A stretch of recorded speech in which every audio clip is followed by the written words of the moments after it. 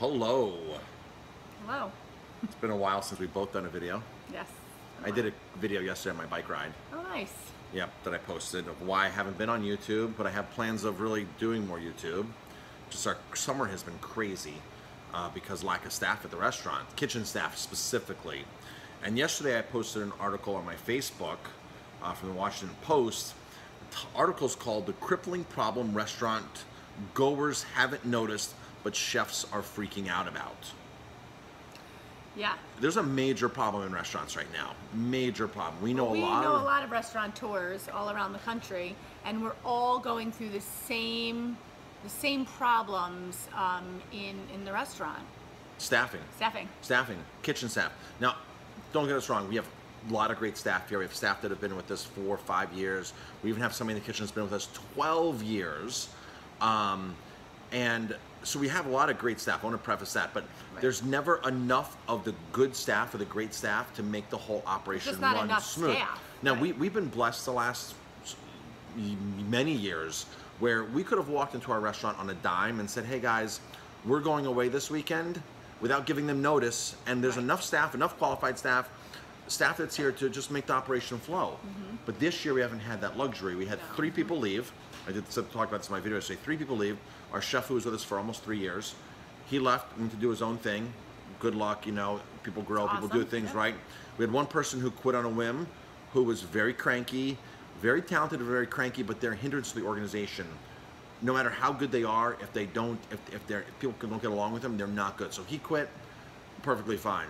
Another person who was here 2 years, went through culinary school, graduated high school, came to us. Decent person to have.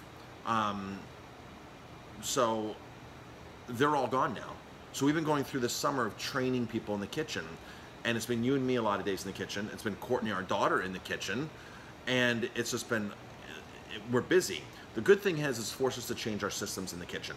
It's forced us to change the food, to tighten up the menu, to look at things logistically and say, this doesn't make sense. Why have we been doing this for years? Let's do it this way. You and I can rock out a busy night. Courtney and I, our daughter, me and Courtney can have rocked out busy Saturday nights by ourselves without even breaking a sweat, just going and flowing. So that's the exciting part about all this. It's forcing us to make changes. But this article here, The Crippling Problem, so people who are going out to restaurants aren't seeing the problems that are behind the scenes, right? Because when you're in a restaurant, it's almost kind of like a play. The show must go on no matter what happens, no matter if your costume rips, if your chef doesn't show up, if your staff member calls out sick, or whatever it might be. The show must go on. The restaurant still has to run. There's people still coming in the door who are expecting a great meal, and they're not seeing the stress behind. They're not seeing any of behind the kitchen. I worked at a very famous place one year, and New Year's Eve, the chef cut his finger. You know where the chef was on New Year's Eve, busy New Year's Eve night, getting stitches, getting 8 stitches in the hospital. The kitchen still had to run, and it still did run, and the people eating had no idea what was going on, but us in the back of the kitchen were freaking out, right? And you're just getting food up, and you're just doing what you can to survive, and that's what we've been in, survival mode since May 1st this year. And like I said, we've never been in this kind of mode before. We have great staff, and this is just a growing pain. Part of the problem is we had 2 guys last night just quit on us. Just quit. Quit. They said, "You're the most unorganized place we've ever worked at." This, and that. They have barely worked anywhere. They're right out. One's right out of BOCES. The other one worked at Buffalo Wild Wings, which is a very structured place. And I figured, okay, he worked at Buffalo Wild Wings. He must have some kind of speed, and bring maybe neatness, cleanliness, organizational skills to the table. And that was the total farthest from the case whatsoever. His very first day that he worked, I had my thermometer in my pocket, and he goes, "Hey, what's that thing in your pocket?" I'm scratching my head like, that's a thermometer for safety reasons. We check things and check temperatures. You just came from a national chain and you have no idea about safety and sanitation. And then when I asked him like bleach water, he had no idea how to make a bleach solution. He's like pouring bleach on the counter. I'm like, no, you should have told me you didn't know. I mean, I hired you because you came with these credentials from Buffalo Wild Wings, which was what I was sort of looking for in that aspect. I was looking for what you could bring from Buffalo Wild Wings here. He was with us 6 weeks. His friend came to work for us, and his friend showed promise. His friend showed a lot of promise. Jumped right in, a lot of promise. I never really had an issue with his quality. But he was one like, you're so unorganized, this and that. And they were both pulled me aside last night at the end of the shift and said, it's our last night. We can't do this. Now, the one who was here for the 6 weeks didn't know about the thermometer. I mean, we were scheduling him down. I was cutting shifts out because after 6 weeks, you've got to know when you put asparagus on the grill that you don't put the asparagus in the same directions as the grates where they fall through. After 6 weeks, you shouldn't be doing that. Right. His very first shift, what happened in his very first shift within 5 minutes of his first shift? We had a big catering order going out, and we asked him to grab some of the things out of the cooler. That I prepped the day before. You prepped the day before, so everything was ready to go. We were just taking it and leaving with it. Dropped it all on the floor. Grabbed it out of the walk-in. And all over the floor. So that was our first introduction to him. Yeah. He had little mozzarella balls rolling all over the floor. And you were on your way to the store to get like a cantaloupe or something to garnish something. And I ran outside freaking out. And that was the part that the people who were at the party had no idea what was going on. People in the restaurant, but I'm sitting there freaking out because we just lost several platters to a party that I spent hours on the day before. And we can't redo because it's a Saturday and we can't get that product. Yeah. So, you know, that was kind of a little hint from the beginning. Right, beginning that he was very clumsy. So later in the shift, like 6 hours later, I said, hey, you really got to, because he was dropping a lot of things. I said, you really got to stop dropping things. I said it to him nicely. And he goes, my mojo's off from the beginning here, this and that. That was 6 weeks ago. 2 days ago, I was still having the conversation with him. Listen, you've got to stop dropping things because you're breaking things, you're breaking our dishes, you're wasting our money too. I've never seen somebody break so many things and drop so many things.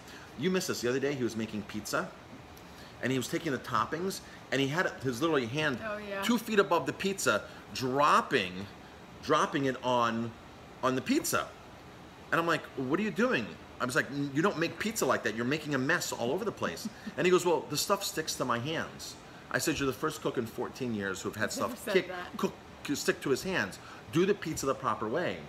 And it was to a point where the ticket would come in and say, hey, chicken bacon pizza, no onion. I turn around, there's onions on it. I'm like, you just put onions on it. I had a conversation with him. I had a conversation with him almost 2, 3, 4 times a week. You've got to stop wasting food.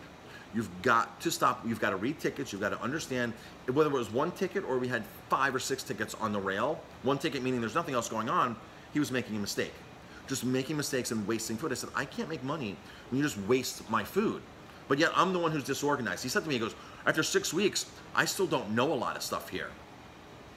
Like that's your fault. Like that's my fault. We've been there teaching He blamed me for like not knowing how to put asparagus on the grill the proper. That's the millenniums. That's the age. That's what's happening. It's getting harder and harder to find good cooks who represent what you're looking for and want to work hard. His first order last night out of the kitchen was a fresh buffalo mozzarella. He put black old basil on it.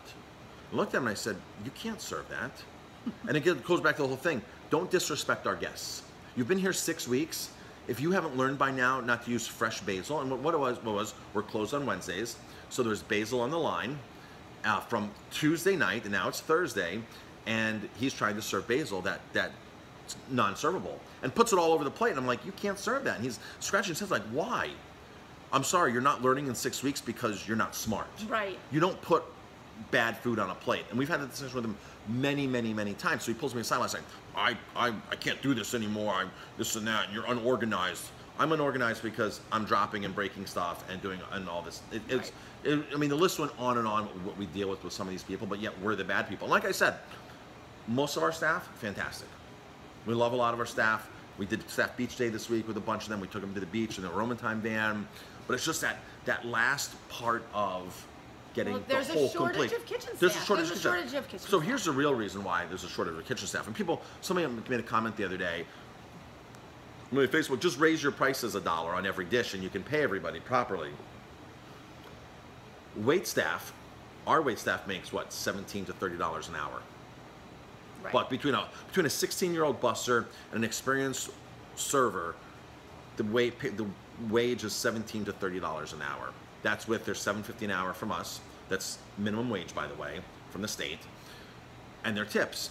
The kitchen staff makes 11, 12, 13 bucks an hour. They work very hard back in the kitchen. Right. And a lot of patrons say, well, just pay them more money. This article from the Washington Post is very good.